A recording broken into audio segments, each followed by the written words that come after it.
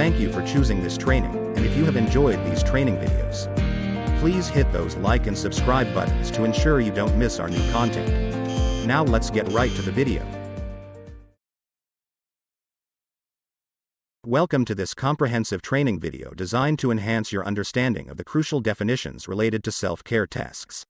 As certified nursing assistants, CNAs, you play a vital role in providing essential support to our residents in their daily lives. One of the fundamental aspects of your job is accurately assessing and documenting the level of assistance required for each self-care task. In this training, we will delve deep into the definitions associated with self-care tasks. A clear comprehension of these definitions is essential for accurately coding the level of support or assistance needed by our residents. This knowledge will not only improve the quality of care you provide but also ensure that our residents receive the personalized care they deserve. Throughout this video, we will break down the key terms, provide practical examples, and offer guidance on how to apply these definitions in your daily caregiving duties. By the end of this training, you will be equipped with the knowledge and confidence to assess and document self-care tasks effectively, contributing to the well-being and comfort of our residents. So, let's embark on this learning journey together, empowering you with the expertise needed to excel in your role as a CNA and enhance the quality of care for our residents. Our first self-care task is eating. Eating is defined as the ability to use suitable utensils to bring food to the mouth and swallow food once the meal is presented on a table or a tray. This also includes any modified food consistencies. Now, let's break down this definition and provide practical examples to help you apply it effectively in your caregiving role. Here are some practical examples. Using utensils. This refers to the resident's ability to handle eating utensils such as forks, knives, spoons, or adaptive utensils like built-up handles or special grips. Observe whether the resident can grasp and manipulate these utensils independently. Guidance. If a resident requires assistance with holding or using utensils, it is an indicator that they need support with the eating task. Next, bringing food to the mouth. Can the resident take food from their plate or tray and transport it to their mouth without spilling or dropping it? Assess their coordination and motor skills in this context. Guidance. If a resident struggles with this step and consistently spills or drops food, they likely require assistance with eating. Applying the definition. When documenting a resident's ability to eat, consider each of the above aspects. If the resident can independently use utensils, bring food to their mouth, and swallow safely without issues, you may code this as independent for the eating task. However, if they require assistance with any of these steps, it is important to document the level of support needed accurately. Remember, the goal is to provide the appropriate level of assistance to ensure our residents can enjoy their meals safely and with dignity. The next definition is oral hygiene. Oral hygiene is defined as the ability to use suitable items to clean teeth. Dentures, if applicable, is the ability to remove and replace dentures from into the mouth and manage equipment for soaking and rinsing them. Let's break down this definition and provide practical examples along with guidance for its application. Practical examples. Cleaning teeth. Observe whether the resident can independently use suitable items like a toothbrush, toothpaste, and dental floss, if applicable, to clean their teeth effectively. Assess their ability to reach all areas of their mouth for thorough cleaning. Guidance. If a resident requires assistance with cleaning their teeth, including applying toothpaste, brushing, and flossing, it indicates the need for support with oral hygiene. Dentures. If the resident wears dentures, evaluate their ability to remove and replace them from into the mouth. Additionally, assess their capacity to manage equipment for soaking and rinsing dentures. Guidance. If a resident cannot manage their dentures independently, whether due to difficulty with insertion, removal, or caring for them, such as soaking and rinsing, it indicates the need for assistance with denture care as part of the oral hygiene task. Our next definition is toilet hygiene. Toilet hygiene is the ability to maintain perineal hygiene, adjust clothes before and after using the toilet, commode, bedpan, or urinal. If managing an ostomy, include wiping the opening but not managing equipment. Now, let's dissect this definition and provide practical examples along with guidance for its application. Practical examples. Maintaining perineal hygiene.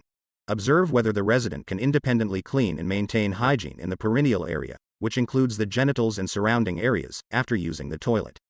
This may involve using toilet paper, wet wipes, or other hygiene products. Guidance.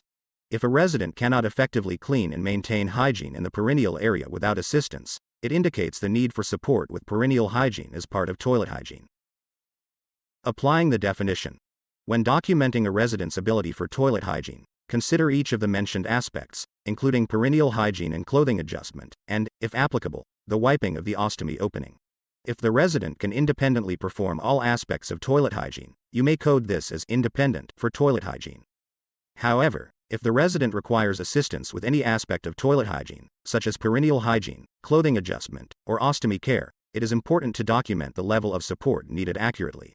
Proper toilet hygiene is essential for maintaining personal comfort, preventing infection, and ensuring dignity for our residents. Accurate assessment and assistance in this area contribute to their overall well-being and quality of life. Now let's review the definition for shower, bathe self. This is defined as the ability to bathe oneself, including washing, rinsing, and drying oneself, excludes washing of back and hair. Does not include transferring in and out of the shower or tub. Now, let's break down this definition and provide practical examples along with guidance for its application. Practical examples. Bathing self. Observe whether the resident can independently wash their body, including areas such as the arms, legs, chest, and abdomen. Assess their ability to use soap or body wash and a washcloth or sponge to cleanse themselves. Guidance. If a resident requires assistance with washing their body, including applying soap and using a washcloth or sponge, it indicates the need for support with bathing. Rinsing self. Assess whether the resident can independently rinse off the soap or body wash, ensuring that they remove all soap residue. This may involve using a handheld showerhead or a cup to pour water over themselves. Guidance. If a resident cannot effectively rinse themselves and remove soap residue without assistance, applying the definition. When documenting a resident's ability to shower, bathe self, consider each of the mentioned aspects, including washing, rinsing, and drying. If the resident can independently perform all aspects of showering or bathing, you may code this as independent for shower, bathe self. However, if the resident requires assistance with any aspect of showering or bathing, such as washing, rinsing, or drying, it is important to document the level of support needed accurately. Remember that this definition specifically excludes washing the back and hair. The inability to wash these areas should not be considered when assessing this self-care task. Additionally, transferring in and out of the shower or tub is not included in this definition and should not be considered part of the showering, bathing task as well. Assisting residents with bathing ensures their hygiene, comfort, and overall well-being, contributing to their dignity and quality of life. Proper assessment and assistance in this area are crucial for providing personalized care. Upper body dressing. The definition of upper body dressing is the ability to dress and undress above the waist, includes fasteners if applicable. Practical examples. Dressing and undressing above the waist. Observe whether the resident can independently put on and take off clothing items that cover the upper body, such as shirts, blouses, sweaters, or jackets. This may involve putting on garments with sleeves, collars, or other upper body coverings. Guidance. If a resident can dress and undress themselves above the waist without any assistance, you may code this as independent for upper body dressing. Fasteners. If the clothing being worn has fasteners such as buttons, zippers, or snaps, assess whether the resident can manage these fasteners independently. This includes both fastening and unfastening. Guidance. If a resident requires assistance with fasteners on clothing items, even if they can put on or remove the clothing itself, it indicates the need for support with fastening and unfastening during upper body dressing. If the resident requires assistance with any aspect of upper body dressing, such as putting on or removing clothing or managing fasteners, it is important to document the level of support needed accurately. Lower body dressing. Lower body dressing is defined as the resident's ability to undress below the waist, includes fasteners, does not include footwear. Practical examples. Dressing and undressing below the waist. Observe whether the resident can independently or requires assistance while putting on clothing items that cover the lower body, such as pants, shorts, skirts, or underwear. This includes clothing with fasteners like buttons, zippers, or snaps. Applying the definition. When documenting a resident's ability for lower body dressing, consider both dressing and undressing below the waist, including the handling of fasteners. Putting on and taking off footwear. Putting on and taking off footwear is the ability of the resident to put on and take off socks and shoes or other footwear for safe mobility or other footwear including fasteners if able. Let's break down this definition and provide practical examples along with guidance for its application. Practical examples. Putting on and taking off footwear. Observe whether the resident can independently or requires assistance while putting on and take off socks and shoes or other footwear. This includes assessing their ability to manage fasteners such as shoelaces, Velcro straps, or buckles if these are present on the footwear. Now let's consider personal hygiene and how to appropriately assess it in our residence.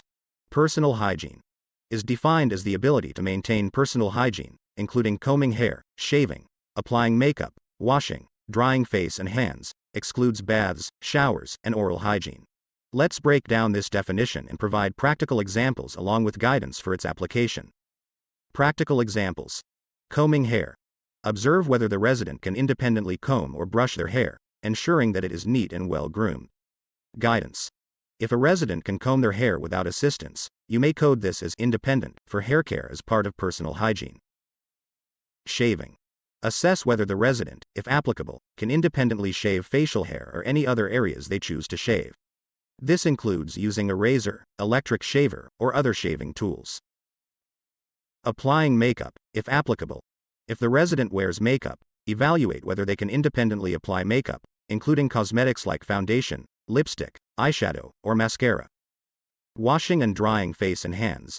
Observe whether the resident can independently wash and dry their face and hands, ensuring cleanliness and good personal hygiene. Applying the definition. When documenting a resident's ability for personal hygiene, consider each of the mentioned aspects, including hair care, shaving, makeup application, if applicable, and face and hand hygiene.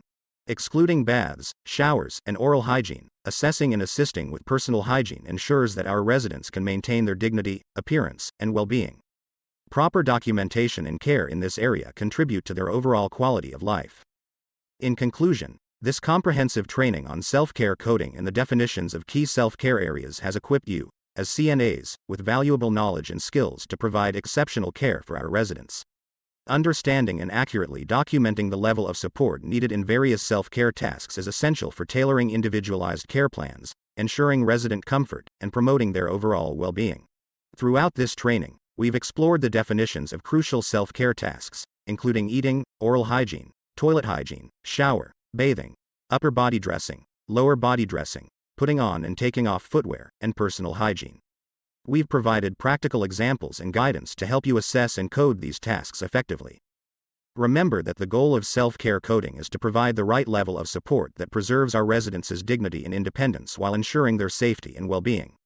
Accurate documentation in these areas allows us to deliver personalized care that meets the unique needs of each resident. Your dedication and commitment to understanding and implementing these definitions will not only enhance the quality of care provided but also contribute significantly to the comfort and happiness of our residents. By applying this knowledge in your daily caregiving duties, you play a pivotal role in improving their overall quality of life. Thank you for your commitment to excellence in caregiving and for making a positive difference in the lives of our residents. Your role as a CNA is invaluable, and we trust that you will continue to provide compassionate and person-centered care in all aspects of self-care and beyond.